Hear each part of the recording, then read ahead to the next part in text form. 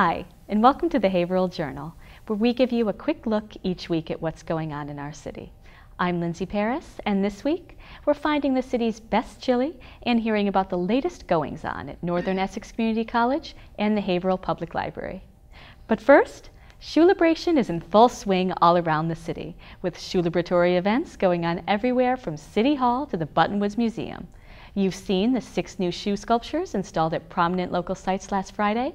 Now get the backstory from some of the artists and community members who made it happen. Shoes, shoes, shoes of all styles and colors are adorning the streets and sidewalks of our city to celebrate the Souls of Haverhill 2014, presented by Team Haverhill. A reception was held at the Buttonwoods on September 21st to meet and greet the Shoelabration artists and exhibit more of their soulful work. Hi there, I'm Dawn Evans-Scaltrito, and I worked on Seymour the Lions Club shoe. And Seymour represents the mission of the Lions Club, and that's what really drove my design with it, was that the Lions are very committed to sight for people that have vision impairments and are blind. He's kind of an interactive lion. He looks like he's coming right out of the shoe. I used some 3D molding material to actually add 3D elements to the shoe and modify the bow design that was originally on it, and that became Seymour's mane.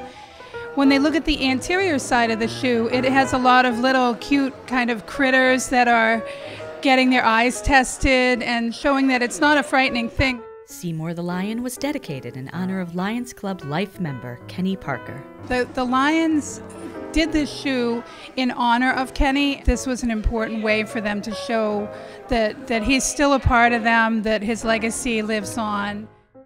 Northern Essex Community College is home to the Soul of Education shoe, created by Professor Mark Mannheimer and 2 of his art students. Hi, I'm Jacqueline Marr. I'm here with Adam Dorgan, and we did a collaboration for the shoe at Northern Essex Community College. The idea is that the shoe represents all the different subjects that are taught at the college, either metaphorically or physically or with words on the books, etc. When we did the seat, me and you actually talked about it. We wanted to incorporate different parts of science, so we automatically thought of Frankenstein when we did it. The Bride of Frankenstein and the various aspects of it is the idea that we teach science. You can see back here the lab and Dr. Frankenstein from the movie and Igor. The skull on the front is the idea that we teach life drawing classes and also anatomy classes, etc. All the different elements that are on the shoe relate to the different subjects. So, and then again, very loosely interpreted. It was enjoyable to do it. I mean, me and Adam, we had a lot of fun working on it together. Yes. And Mark, he definitely helped guide us a little bit with certain things that we did put on the shoe and stuff, so. There is one remaining shoe not yet completed, the 3 generations of pharmacist shoe, destined for a home on the sidewalk near Bradford Post Office, thanks to the efforts of sponsor Elaine Barker. This was inspired because my husband passed away in April, and he was a 3rd generation pharmacist. His grandfather was a pharmacist in 1890, and so the 4 of them gave over 100 years of their time to the profession of pharmacy. Actually, there are 4 gentlemen pictured. The one on the toe is Elaine Barker's late husband, Joe. He's kind of the inspiration for the whole thing. And then pictured around the shoe are the gentleman that started it all. So that is the great-grandfather that started the whole pharmacy. And then his 2 sons were also in the pharmacy as well. And then there's Joe. So there's the 4 people that are pictured in there. Even more shoelabrating is going on at City Hall, where a pop-up museum has been installed to showcase the evolution of the shoe industry, from the 10-footer shops where shoes were handmade to full-scale industrial production. Michael Valvo, designer of the exhibit, explained further. I wanted to focus on something that was different for Haverhill. I think a lot of people don't understand that. They understand, that we had this great industry, that we had all of these factories. But what they don't realize is how shoes were made before at these machines. And I wanted to illustrate that. And it's very simple. Shoes were made by hand. They were traded. The shoe industry had a beginning and a middle and an end. And this is the beginning. You know, there's the effect of women, there's the effect of the Civil War, there's the effect of all the different types of machines. Haverhill had more patents for shoe machines at one time. It's mind-boggling. Cordwainer Molly Grant of Deerfield, New Hampshire, visited the pop-up museum last week to demonstrate the art of creating a handmade shoe, crafted in the same method as it would have been 2 centuries ago. The process for making our shoes is actually simple. It takes 2 to 3 days total time scrunched together to make a pair of shoes. They're very labor-intensive, very detail-oriented work. We choose the leathers, the lining, we get it cut out. The leather is then skived, which skived means it's thinned around all of the edges because it makes it easier for folding all the edges. And then basically the upper is made, and then it's hand sewn to the leather sole, and then it comes back to the shop and it's lasted.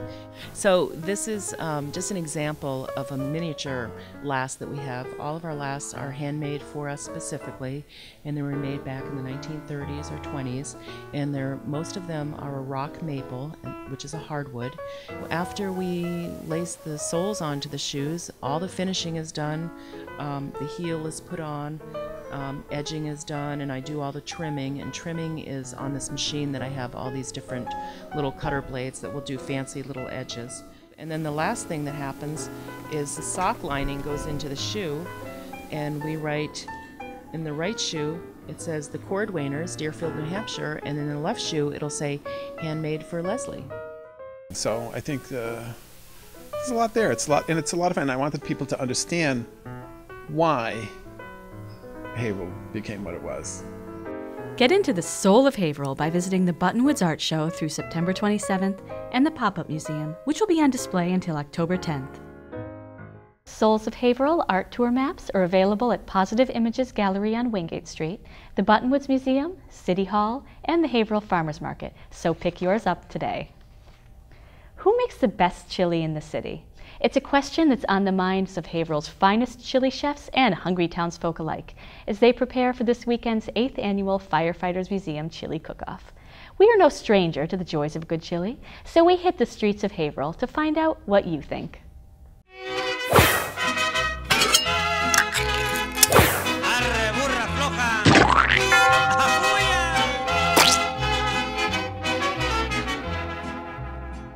Chili.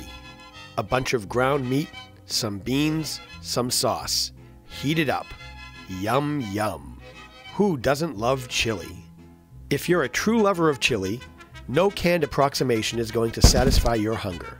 And with the 8th annual Haverhill Firefighters Chili Cook-Off happening this Saturday, I took it upon myself to embark on an epic quest to find the area's most delicious chili. Where's the chili?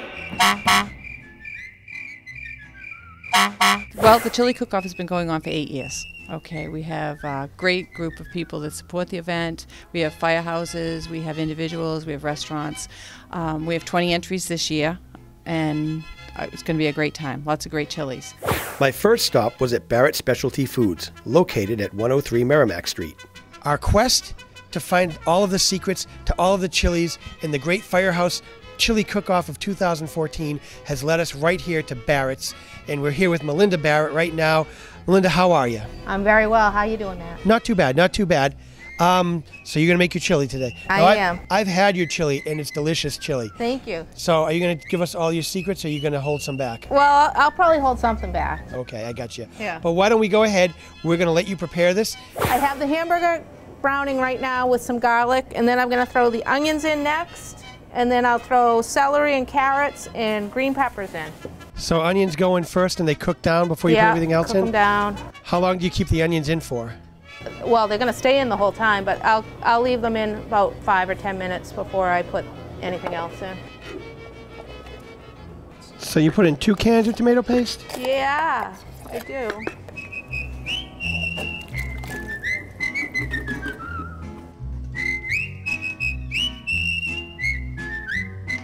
Okay, folks, right here in this styrofoam container is Melinda Barrett's chili, just waiting for me to eat and taste and tell you how good it is. So here I go.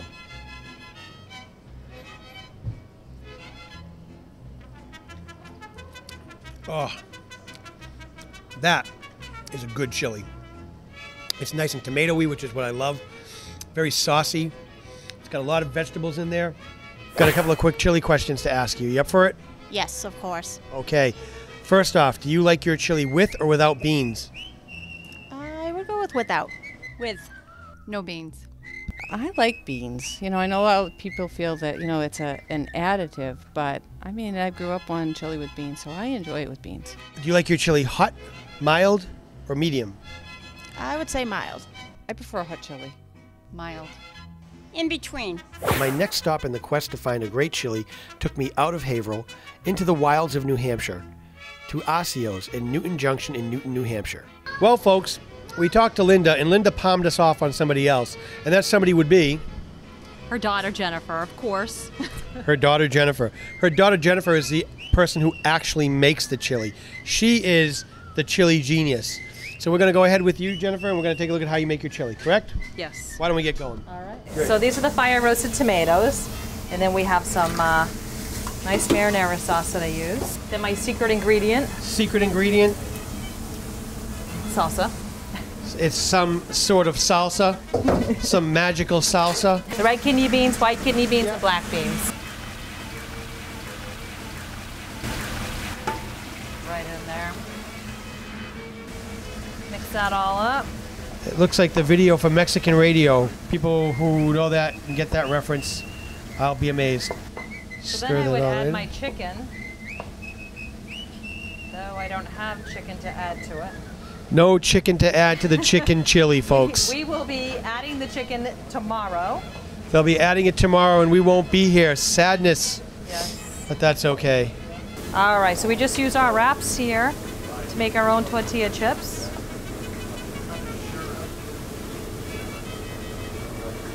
And these we'll use to scoop the chili instead of spoons. Right in this one here. Maybe press